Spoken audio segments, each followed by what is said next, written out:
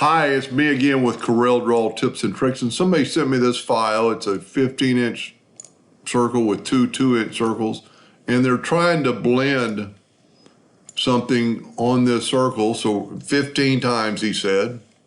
So hit apply and then hit blend along new path, and you put it on the path and then blend along full path and apply. But he doesn't want the circles on this part. He wants it to start there and end there. So really the best way to do that, I guess, and he had these indexing lines already there. That's how he kind of explained it. I'd take a 2-point line and hit P. Control D and make a duplicate of that guy and rotate that line 90 degrees. Now, but he wants the complete circle, so we're going to Control D. Let's see what our nudge distance is, 20 inches. Control D and make a duplicate. I'm going to make sure I didn't already do that. I didn't. Then we're going to cut away this part of this file. And then we're going to just take that right there, and there's our new path. So I'm going to blend it 15 times, hit apply, blend along new path.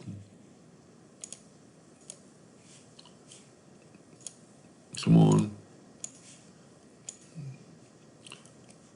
I didn't actually hit the path. Blend along full path, and you're going to see it's going to start and stop on that line. Now what you need to do is go up to Object and break the blend apart. Take our line and nudge it out of the way, and then take these and nudge it to the new circle. Now you have a blend around the, and then a couple of the ways you can look at this. You could probably even group this under, take this apart and take one of those away if that's what you wanted.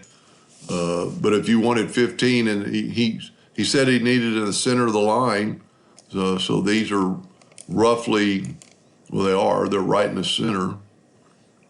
They start and stop on the center of the line.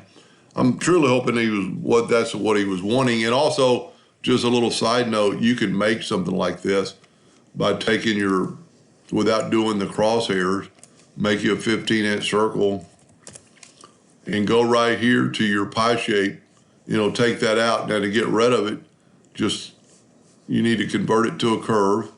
So let's make sure we click on it, Object, convert to curve, go to the shape tool, and just select those 3 nodes, right click, break apart, take your virtual save and delete key, and you've got that exact same figure that we had over here.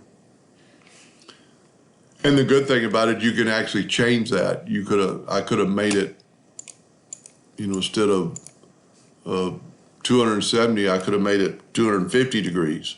And you could do a lot more with that tool. This is you can get it so precise.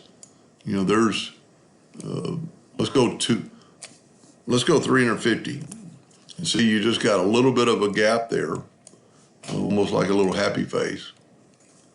But anyway, I hope that's what he was wanting, and thank you for watching.